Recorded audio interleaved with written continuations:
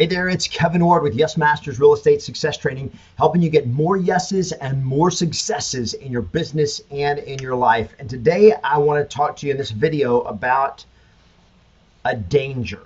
And it is specifically about the danger report that was published recently by the National Association of Realtors. It was actually created by the Swanepoel Group that was commissioned by the National Association of Realtors to say, what are the greatest threats to our industry? What are the biggest threats that are coming around to the real estate industry?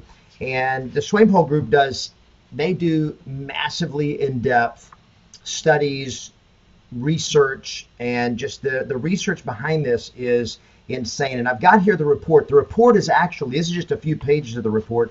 The report was actually 164 pages long. In fact, I was surprised when I heard that the National Association of Realtors actually published this to the public, because it is not pretty. It does not portray real estate agents in the best of light, but it is the truth. And it does give us some stuff that we can really learn from. And so in today's video, I want to talk about what were the key findings in the danger report. What is it that is our greatest threat to us as real estate agents in the real estate industry? And more importantly, what can we do about it? And so it just turns out that they studied a whole lot of things. I'm not going to go through the whole report or even a majority of the report. There's just one thing I want to talk about today, and that is the number one danger that they found to real estate agents in the nation. What is the number one threat to our industry? And this is it right here. The number one danger, the number one threat are the masses of marginal agents that destroy our reputation. In fact, the title is Masses of Marginal Agents Destroy Reputation. This is what it says. The real estate, now this is the National Association of Realtors commissioned this, and this was the findings.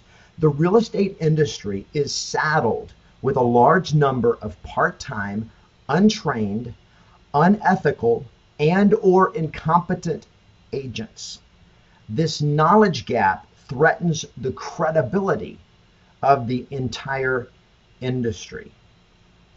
Now, if you've been following my training, or you're in one of my coaching programs, or been to my event, unfortunately, I have been talking about this for the last several years, about that the bar in our industry is too low, and it's time for us to raise the bar. Well, now we have it in black and white. It's actually in purple and white, but it's in black and white in writing, saying this is the number one threat to us. We are our own worst enemy. Now, I read through this, and I've read through most of the report, and I want to just share with you today what I think it really is telling us, and what the call to action has got to be for us. Because number one, whatever's happening in the industry, or whatever's happening across the board, does not have to and should not define you as an individual real estate agent, because you're a professional. You are an independent contractor, most likely, and your success or failure doesn't depend on what everybody else in the industry is doing. It depends on what you do with your business, and what you do with yourself. And how you treat your business, how you approach the business, is going to determine how much success you have or how little success you have. And we're talking about a huge opportunity if we approach this right. Now, there's a lot of things that could happen potentially out of this. One, at some point, there's already calls for this, there's a call to raise the bar to get into real estate. One of the things they talk about is that, for example, it says just to become a cosmetologist requires an average of 372 hours. 372 hours of training to get your cosmetology license to do makeup, right? But to become a licensed real estate agent requires only an average of 70 hours. And there are some states, the lowest state requirement is only 13 hours of training to get your real estate license. So let me get this straight. You're going to get trained for 13 hours or 70 hours or 100 hours if you're on the high end. And then you're going to have a license to help people handle $500,000, $200,000, $1.5 million assets that involves not just a financial transaction, it also involves them moving. It involves a whole life transition for people, and you're going to get a license to do that, to facilitate that, to be an agent of that transaction with only 13 to 70 to 100 hours of training. I listened to that and I'm like, whoa, that's scary. However, I want to also say this. One of the things I love about the real estate industry is the ease of entry, because it's a great opportunity if you show up and treat this like a business, and if you show up like a professional and understand, I've got to learn, I've got to get training, I've got to get coached, I've got to get educated, I've got to learn and grow and become a master in this business. So as I look at the report, I think there are two things that come out of it that I think you as an agent have it where there's a great opportunity. Number one is there are too many amateurs. There are just too many amateurs. Now, in my opinion, in real estate, one amateur is too many, but you get what I'm saying. That most real estate agents approach the business as the way an amateur would approach it. For example, if you were going to play golf, if you were going to make money as a professional golfer, could you be successful on the PGA or LPGA tour with the level of practice, with the level of training, with the level of coaching that you have had in real estate? In other words, if you showed up at your game, if you showed up with your golf game the way you show up with your real estate game, would you be able to survive in real estate? I'll take it even a step further than that. If you wanted to learn to play the piano and you were in third grade, if you practiced your piano lessons the same amount that you practice your skills of selling real estate, your scripts, your conversations, your listing presentation, if you practiced as much on your piano piece to play at a recital as the average real estate agent does on their listing presentation, can I tell you what would happen? In piano in third grade, your piano teacher would not even let you play in the recital. If you practiced your piano the way the average real estate agent, now think about it, the way the average real estate agent practices their listing presentation. In other words, how much does the average listing agent practice their listing presentation compared to how the average piano player practices playing the piano? If somebody's getting ready for a recital, I was talking to my wife who was a concert pianist in college, and she would talk about when they would get ready to perform in a concert, that they would work on one piece for months, playing 3 to 6 hours a day, usually 3 or 4 or 5 hours every single day, practicing, rehearsing, being trained by their teacher, helping them perfect it and get the sounds right and get the flow right and get the pacing right, getting everything just right to perform. And yet in real estate, how do we show up? Most agents don't practice seriously, intensely, with intentionality, practice their listing presentation virtually at all. If you tried to do that in third grade with your piano recital, your piano teacher would not even let you perform. Am I right? Or am I right? Why would they not let you perform? Because they know you would embarrass yourself, and you would embarrass the teacher, and you'd probably embarrass your parents too, right? So think about it. Is if that's the way we would perform at piano or play golf, or if you want to do anything else and actually be good at it, if you want to make money at it, how should you show up? Show up like a pro. Stop approaching your real estate business like an amateur and make the commitment to turn pro. That you're going to practice like a pro, you're going to think like a pro, you're going to have the discipline and the work ethic of a professional and treat real estate as a professional. Real estate is full of amateur agents. People ask, can I be a part-time agent? Well, the biggest problem to me with being a part-time agent, aside from the fact that it's very, very difficult to make enough money to make it worth your time, is that you are an amateur.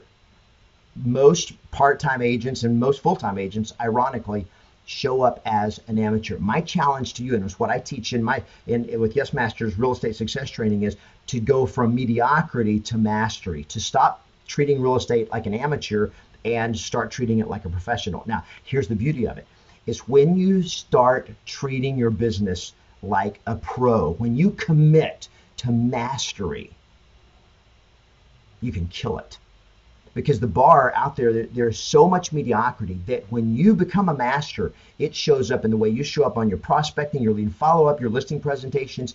Literally, I tell my agents that I coach, I say, if you'll do what I tell you and you'll make this commitment to mastery and you'll follow the process and you'll follow what I teach you, people will not have the ability to tell you no. They won't want to tell you no. because it's not about your marketing presentation. It's about you, how you show up. Your presence, not your presentation, is what's incredibly powerful. So that's the first thing that really comes out of this to me, is that there's too many amateurs in the real estate industry. The second thing that comes out is there's simply too much BS.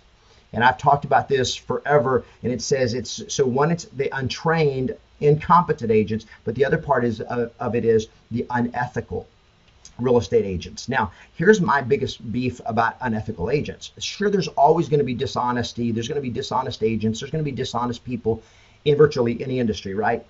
The complaint or the beef that I have with the real estate industry is how much of our training is we actually, as agents, you are taught BS. And when you're taught to pretend to talk to a seller and pretend like you have a buyer, to talk to a for sale by owner and pretend like you're doing a survey. When I even heard of one recently from an agent that they went through a coaching program, and it's a major coaching program. I was in shock when they were taught that when you talk to a potential seller, you tell them how many listings you have, and the way you count a listing is if you have a lead, a buyer lead or a seller lead, that's really kind of like a listing. So you can tell them I have 4 listings, when you actually don't have any listings, but you have 4 buyer leads or seller leads or something like that. Now, my BS alarm is just going like crazy when I hear that. Is that why as an industry could we as leaders, as brokers, as managers and trainers and coaches expect our agents to be ethical when a lot of the scripts that you were taught were so full of BS? So my call, my belief, my contention is that you can get yes without the BS. You don't need the BS. You don't need the BS scripts that do the bait and switch, that act like you got a buyer and then you show up and you try to get the listing. You can have honest, straightforward conversations with motivated buyers and sellers, totally straightforward, represent their best interest, and inspire them to say yes to you without the BS. The shift has got to be in our mind and our heart to say enough mediocrity, enough with being amateur, and enough with the BS. It's time to raise the bar in the real estate industry. Now, where does it start? It starts with me and with you making the commitment right now that I'm going to commit to mastery. I'm going to commit to be the best. I'm going to commit to continually learning and growing.